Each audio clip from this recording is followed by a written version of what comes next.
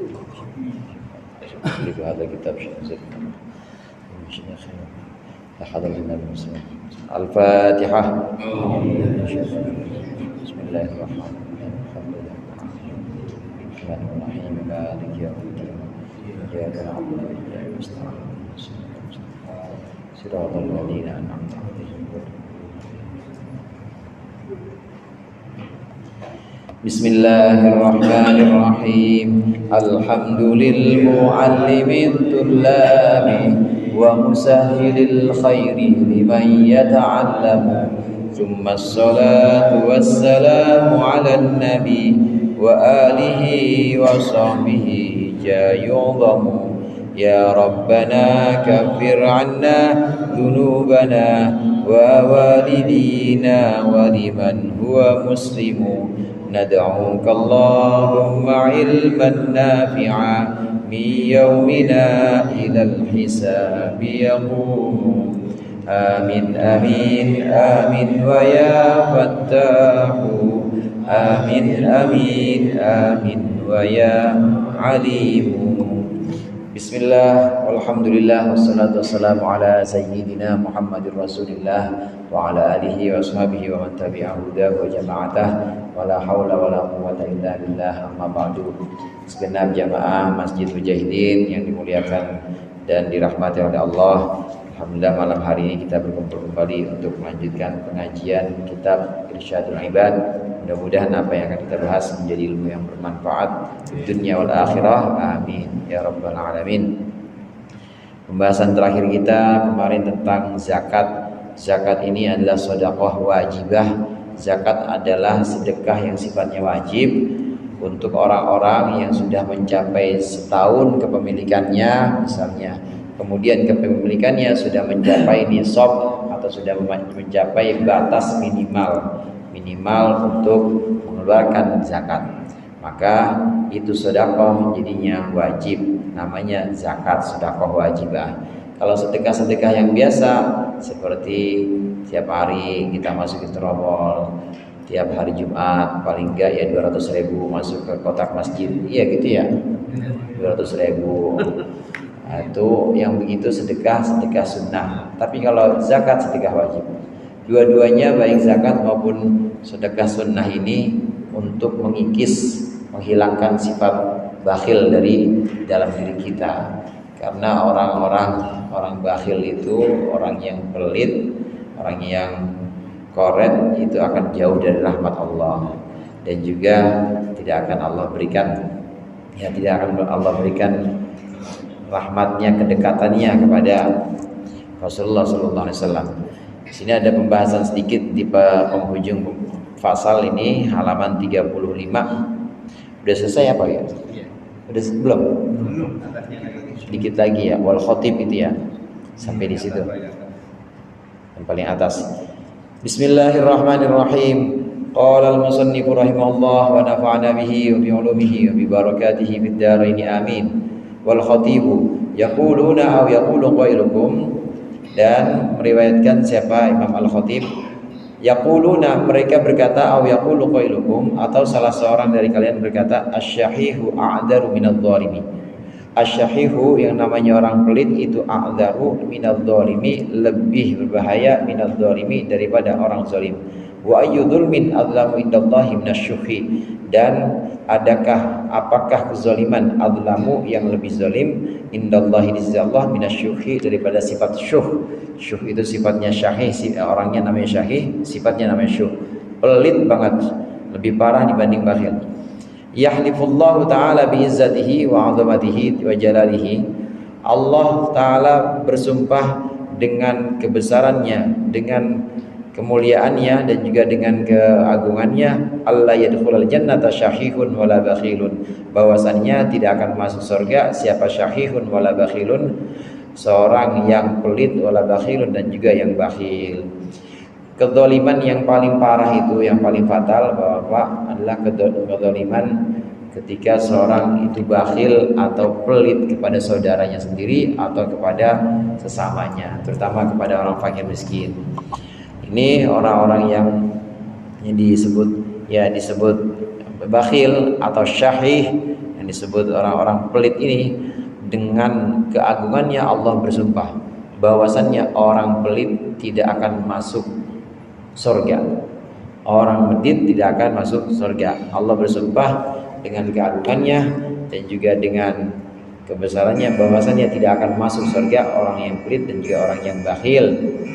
Syahih itu lebih parah ketimbang bakhil biasa. Kalau orang bakhil, dia ngumpulin duit, ngumpulin harta, udah banyak, zakatnya dikeluarin juga enggak. Begitu ada orang minta bantuan, ya tahu tukang minta-minta, tahu yang lain, enggak dikasih sama dia. Ini uang yang dia kumpulin kan duit dia ya, duit dia nih, duit si pelit ini. Nah ini namanya pelit bakhil. Nah kalau syahih parah lagi. Syahih ini duitnya orang, saya pengen nyumbang nih, saya pengen ngasih, tapi yang larang dia, jangan Ustaz, ngapain orang begitu disumbang. Nah parahan lagi, dia pelit tapi bukan pelit punya dia, pelitnya pelit punya orang lain, namanya syahid. Lebih parah dibanding bakhil biasa. Kalau bakhil, lawan atau bandingannya, lawannya itu adalah bakhil, lawannya itu adalah sakhi. Sakhawah sifatnya, sakhawah orang yang namanya sakhi. Bukhl sifatnya orang yang namanya bakhil.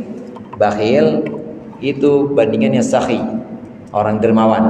Dermawan emang punya duit, kemudian dia kaya, ngasih sumbangan ke masjid, orang-orang dipanggilin anak yatim, itu namanya sakhi. Nah kalau yang disebut dengan syahih, pelitnya pelit banget yang lebih parah, ini bandingannya mu'thir. Mu'thir itu sifatnya namanya ithar. Ithar dia lebih mulia dibanding sakhi atau sakhawah. Ithar lebih mulia dibanding dermawan biasa. Tadi contohnya orang yang dermawan itu kaya, kasih sumbangan, orang miskin panggilin, anak yatim diundang, kemudian dikasih makan semuanya, emang dia kaya. Itu namanya dermawan. Ini dia kagak punya apa-apa tapi masih ngasih orang, namanya mu'thir. Ini nggak punya apa-apa tapi dia masih mau berbagi sama orang, namanya mu'thir. Sampai-sampai dia mengalahkan diri sendiri, namanya mu'thir. Sifatnya namanya ithar. Sifat ithar. Sifat mu'thir ini sifat yang sangat mulia. Kalangan sahabat, kemudian orang-orang soleh, ini ada yang memiliki sifat mu'thir. Dia yang rela ngalahin dirinya sendiri untuk orang lain, namanya mu'thir. Bukan hanya sekedar sakhi, bukan hanya sekedar dermawan, tapi dia sudah mu'thir. Meskipun dalam keadaan sulit, dia tetap berbagi pada orang lain. Ada cerita yang kemarin seperti kita singgung itu. Mu'thir itu contoh dari sifat mu'thir. Itu ketika dia lagi butuh, tapi dia nggak mau ngalahin. Biarin dah saya emang enggak, biarin teman saya aja. Udah hampir mati kehausan di medan peperangan, dia minta air. Kemudian ada yang teriak lagi, begitu pengen ditenggak begini, ada yang bilang, ada teriak lagi, ada suara lagi, air. Jangan dah, kasih nama teman saya aja. Dikasih sama temennya. Orang ini yang masih sehat yang bawain. Kemudian teman yang kedua, sahabat Nabi, sahabat yang kedua mau minum lagi, udah tinggal lenggak juga. Ternyata ada suara lagi, air, nggak jadi minum, dikasih, dibawain dah, tolong bawain tuh sampai dibawain tuh ke orang yang ketiga. Orang yang ketiga begitu juga, sahabat Nabi yang ketiga begitu juga, mau minum, ternyata ada yang teriak, air, haus banget ini. Sahabat yang ketiga akhirnya nggak jadi minum, biar itu sahabat saya, tolong anterin ke sahabat saya itu. Nah ternyata suara yang ini, yang terakhir ini, ketika diantarin udah mati, udah meninggal. Nah kemudian mungkin yang kedua berharap masih hidup, ini yang masih sehat berharap masih hidup, yang kedua ternyata udah meninggal lagi, yang ketiga ternyata udah meninggal lagi. Rela ngalahin demi saudaranya, namanya ithar. Orangnya namanya mu'thir, bukan hanya sekedar dermawan. Zakat, sedekah ini untuk mengikis, menghilangkan sifat-sifat bakhil, bahkan sifat-sifat syuh yang ada dalam diri kita. Allah berfirman, wa may yuqa syuhha nafsihi, ada di Al-Qur'an itu. Siapa orang yang Allah lindungi dari sifat pelit dirinya sendiri, maka sungguh dia telah mendapatkan kemenangan yang nyata, telah mendapatkan kebahagiaan yang nyata. Kita juga demikian, diajarkan untuk zakat, diajarkan untuk sedekah, memberikan santunan-santunan ini untuk mengikis sifat bakhil. Lagian Bapak hadirin, itu kan juga bukan punya kita. Itu kan semua titipan Allah, dan orang-orang ini yang nanti akan meringankan beban-beban kita di kehidupan yang akan datang. Mungkin di akhirat nanti, atau mungkin nanti suatu waktu kita akan diringankan oleh orang-orang yang pernah kita berikan, orang-orang yang memang pernah kita sedekahin. Itu orang fakir, orang miskin. Doa-doa mereka ini juga, doa-doa orang fakir miskin ini juga yang mustajab, yang gampang dikabulkan oleh Allah. Wad-dailaniyu al-wailu kullal waili liman taraka iyalihi bi khairin wa qadima ala rabbih bi syarrin.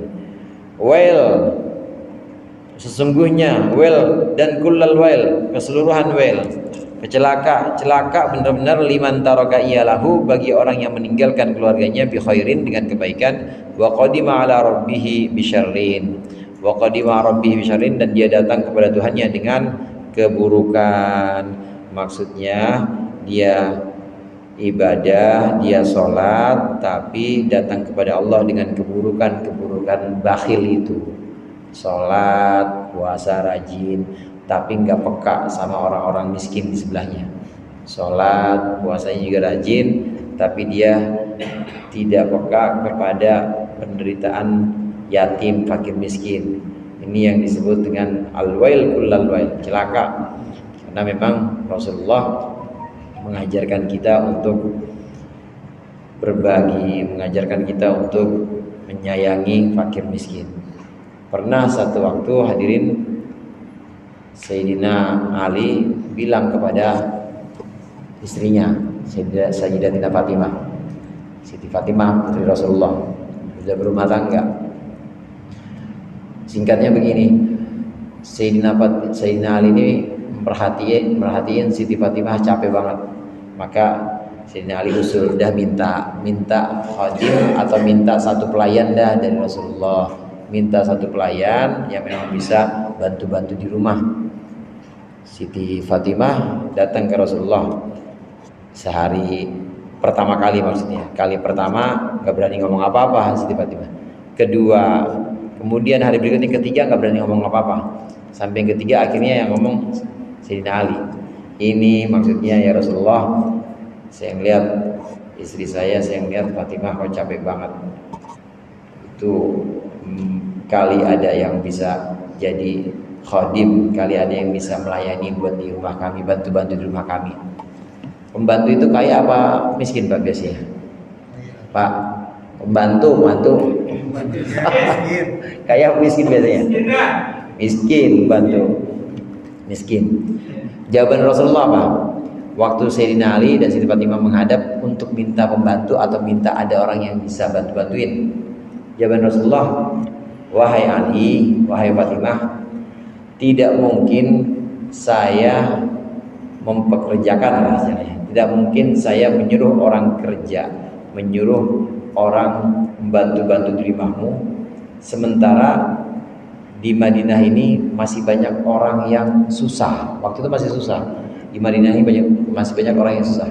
Dan tidak boleh ada yang lebih susah dibanding keluarga kita. Itu Rasulullah.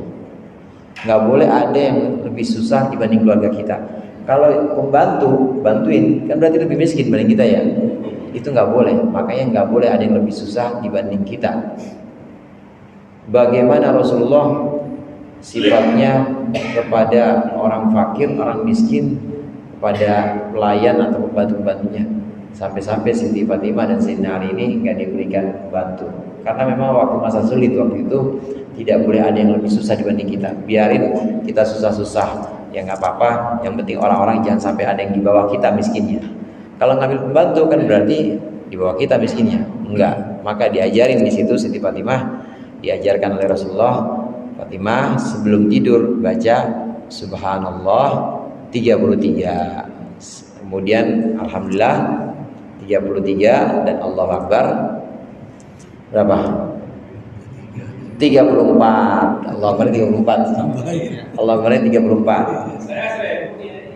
Cakep. Jadi tidur gak? Alhamdulillah. 33, 34. Allah Akbar 34. Itu insya Allah bangun pagi saudara nggak capek. Nah, Siti Fatimah diijazahin ini oleh Rasulullah. Kalau kamu capek kerja urusan rumah, baca sebelum tidur subhanallah 33, alhamdulillah 33, Allah Akbar 34. Insya Allah Allah berikan afiat, sehat, bangun dalam keadaan seger lagi. Jadi nggak ngambil pembantu. Siti Fatimah. Banyak ya. Ganjarannya banyak. Ganjaran banyak. Bagaimana Rasulullah memperhatikan dan sangat peka kepada keadaan ekonomi atau keadaan kesulitan-kesulitan yang ada di umatnya, kesulitan-kesulitan yang ada di Madinah saat itu. Kita juga demikian harus melihat gimana kita lagi masak, samping kita ada anak yatim, baunya jiwa Muhammadiyah, baunya doang agak dikirim-kirimin karena anak yatim kan kasihan. Maka harus kita bagi. Ini berbagi menghilangkan sifat bakhil, menghilangkan sifat pelit. Wa Tabrani wal Baihaqi, dan Imam Tabrani, Imam Baihaqi meriwayatkan salahu awwali hadhil ummati bizzuhdi wal yaqin. Kebaikan permulaan umat ini bizzuhdi wal yaqin itu adalah sebab sifat zuhud dan yakin. Wa yahliku akhiruha, dan rusaklah akhir umat ini bil bukhli wal amal. Bil bukhli dengan sifat bakhil, wal amali dan sifat buruk sifat angan-angan atau panjang angan. Umat Islam itu masa awal baik. Rasulullah sendiri bilang bahwa yang paling baik itu adalah qarni, adalah generasiku. Yang paling baik adalah generasi Rasulullah bersama para sahabat. Kemudian generasi berikutnya para sahabat bersama tabi'in. Kemudian generasi berikutnya tabi'in bersama murid-muridnya dan seterusnya. Nah, makin kesini ya makin kualitasnya berkurang. Dulu masa-masa awal itu baik bagus kualitasnya itu karena zuhud dan yakin. Karena zuhud dan yakin. Apa itu zuhud? Zuhud itu percaya, yakin kepada apa yang ada di sisi Allah dibanding apa yang ada di sisi manusia, termasuk di sisi dirinya. Zuhud itu bukan berarti pakai baju rombeng, nggak pakai sendal, kemudian bajunya jelek, bukan. Zuhud boleh cakep, zuhud bisa jadi kelihatannya rapi bahkan kaya, tetapi dalam hatinya tidak ada dunia, nggak ada dunia zuhud. Jadi zuhud tidak bisa dinilai dari penampilan lahiriahnya.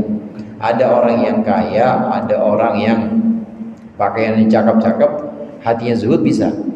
Ada juga orang miskin, orang yang compang-camping semua bagiannya, ya pakaiannya rombeng semua, tapi hatinya dunia mulu ada.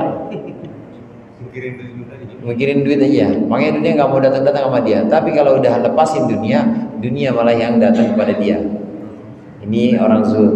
Cirinya zuhud itu apa? Cirinya zuhud, kalau kita mau zuhud, cirinya itu kita lebih percaya, lebih yakin dengan apa yang ada di sisi Allah dibanding apa yang ada di sisi kita, termasuk di sisi manusia.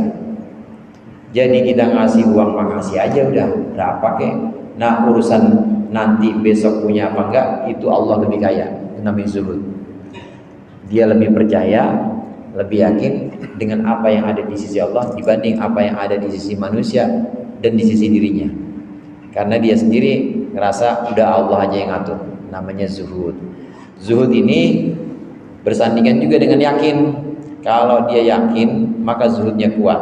Kalau dia yakinnya kuat, maka zuhudnya kuat. Tapi kalau yakinnya itu ya yakinnya setengah-setengah, maka zuhudnya juga setengah-setengah.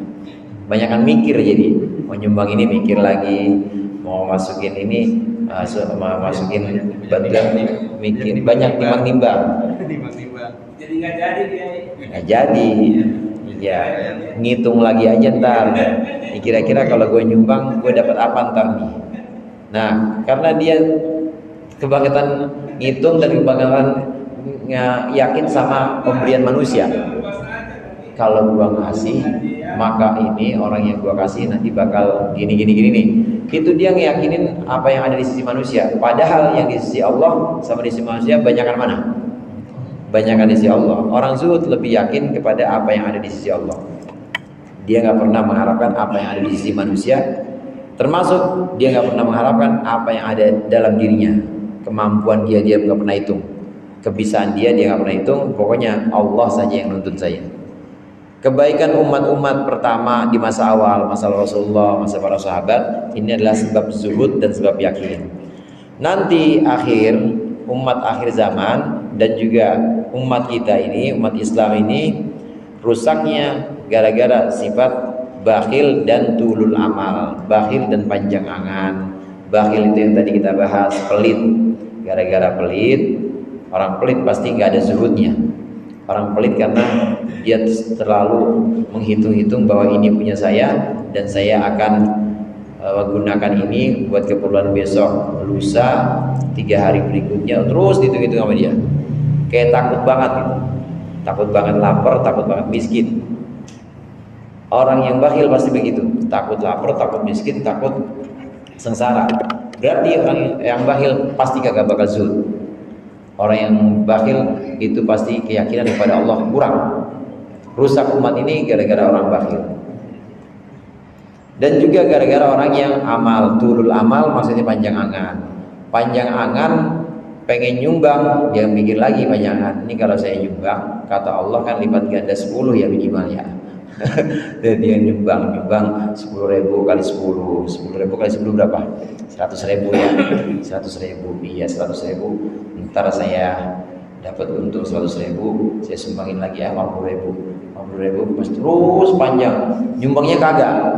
Namanya itu lahmal, ngitung doang, hitung ya, direken berapa keuntungannya, nyumbangnya enggak. Rusak umat ini gara-gara tulul amal dan gara-gara bakhil. Sedekah, zakat ini mengikis dan menghilangkan sifat bakhil. Maka banyak-banyak sedekah kita kepada mustahik, pada orang-orang yang memang berhak, orang-orang yang memang membutuhkan uluran tangan kita. Faslun, ini sebuah fasal. I'lam annahu tajibuz zakatu fid dhahabi idza balagha 20 mithqalan. Ini adalah sebuah fasal, ketahuilah bahwasannya wajib zakat dalam emas idza balagha 20 mithqalan, ketika sudah mencapai 20 mithqal. Wa fil fiddati, dan dalam perak idza balagot mi'atai dirhamin, ketika sudah mencapai perak tersebut 200 dirham. Fa fihi ma yajibu rubu'u usyurihima, maka dalam emas dan perak yang sudah mencapai nisab itu wajib 1/40. Rubu'ul usyur itu artinya 1/40. Idza tamma haulun, ketika sudah sempurna hitungan setahun badaan malakahwa, setelah seseorang memilikinya. Wa nahu la yajuzu ta'khiruha, dan bahwa sesungguhnya tidak boleh mengakhirkan zakat ba'da tamamihi, setelah sempurnanya haul, sempurnanya 1 tahun. 5 rawa Ahmadu wa Ibnu Khuzaimah, dan karena hadis yang diriwayatkan oleh Imam Ahmad dan Ibnu Khuzaimah dan Ibnu Hibban, wa Abu Ya'la dan Abu Ya'la an Ibnu Mas'udin, dari sahabat Ibnu Mas'ud, bahwasanya Rasulullah bersabda, inna la wiyaz zakati, sesungguhnya orang yang menunda zakat, ay muakhiraha, maksudnya orang yang mengakhirkan zakat, menunda, itu min jumlatil mal'unina, termasuk kelompok yang dilaknat, ala lisani Muhammadin sallallahu alaihi wasallam, atas lisannya Nabi Muhammad sallallahu alaihi wasallam. Wa min thamma, dan dari sini, dari sana, jazama ba'duhum, mantaplah sebagian ulama bi addihi kabiratan, dengan menganggap atau menghitung takhir, menghitung penundaan zakat kabiratan sebagai dosa besar. Zakat emas dan perak sedikit disinggung di sini. Emas, perak ini selain memang barang yang kalau disimpan kena zakat, ini emas dan perak juga jadi patokan untuk harta perniagaan misalnya, patokan untuk kekayaan, barang-barang selain perniagaan itu, barang-barang mewah, seperti tambang misalnya. Kalau sudah mencapai nisab maka wajiblah mengeluarkan zakatnya. Apa itu nisab? Nisab emas dan perak. Nisab emas dan perak batas minimal kepemilikan seseorang. Asal itu disimpan, maka wajib mengeluarkan. Tapi kalau untuk perhiasan nggak wajib. Kalau dipakai nggak wajib. Misalnya dipakai buat gelang mininya, sebelah kanan 50 gram, sebelah kiri 50 gram. Buat pengajian. Biasanya kalau ceramah atau kalau sambutan, bapak-bapak begitu, jadinya semuanya gelangin kelihatan tuh. Lihat kelihatan ini 50. Ini nggak kena zakat kalau dipakai. Tapi kalau disimpan, emang niatnya buat nyimpen, kali-kali ini bisa ada yang saya jual atau ada keperluan, maka kena zakat. Termasuk juga yang disimpan tentunya logam mulia, emas batangan tuh ya, yang biasa nyimpen beli di Antam misalnya, disimpan itu kena zakat. Kalau gelang cincin malah nggak kena. Tapi kalau itu emang buat investasi, simpanan kan buat tabungan, kena zakat. Berapa nisabnya? Berapa batas minimal terkena kewajiban zakat? Di sini hitungannya 20 mithqal. 20 mithqal itu hadirin 93,6 gram. Ada yang bilang 94 gram. Udah nyimpen emas 94 gram kena zakat. Atau lebih, ya lebih misalnya berapa? Saya mah 150 gram ada di laci, 150 gram kena zakat udah. Pokoknya mulai dari 94 nyimpen emas maka kena zakat. Kalau perak bagaimana? Perak di sini 200 dirham. 200 dirham itu ulama mengatakan sama dengan 724 gram. Jadi beda. Bukan 94 tapi 724 gram. Agak banyak. Kalau cuma nyimpen perak 200 gram misalnya, ya ada cincin, ada bentuknya sendok, piring, pagar dari perak misalnya. Ya, teralis dari perak semuanya. Itu kalau sudah mencapai 724 gram kena kewajiban mengeluarkan zakat. Zakatnya berapa? Zakatnya 1/40 di sini. 1/40 itu sama dengan 2,5%. 1/40 sama dengan 2,5%. Jadi orang yang punya emas misalnya, kemarin saya sempat ada yang tanya, dia ya udah keluarin segini aja bu, 100 misalnya, 100 gram memang dia simpen 100 gram emas antam batangan, maka keluarkan 2,5%-nya. Berarti berapa?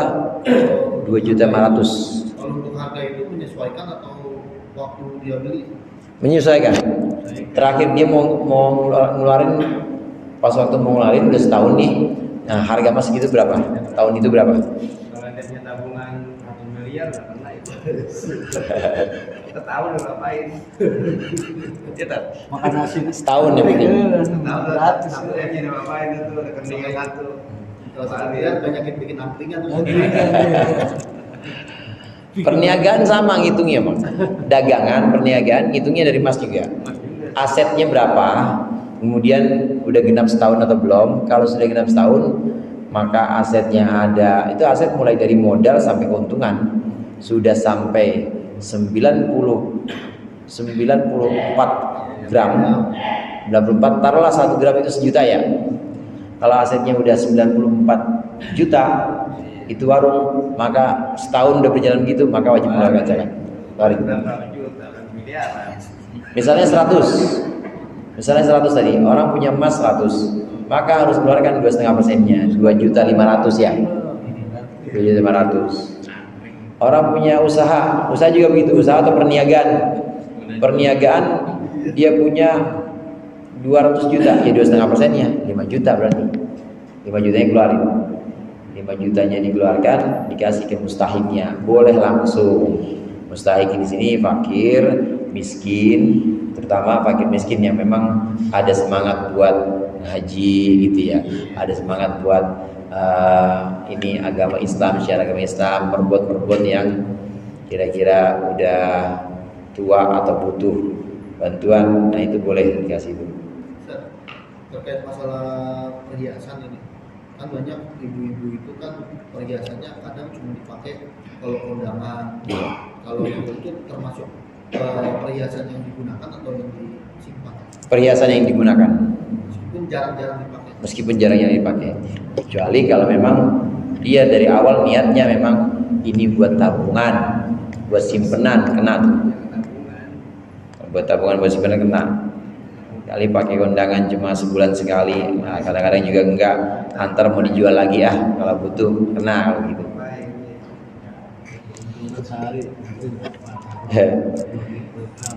Ada nisab tadi 94 gram, kalau perak 724 gram.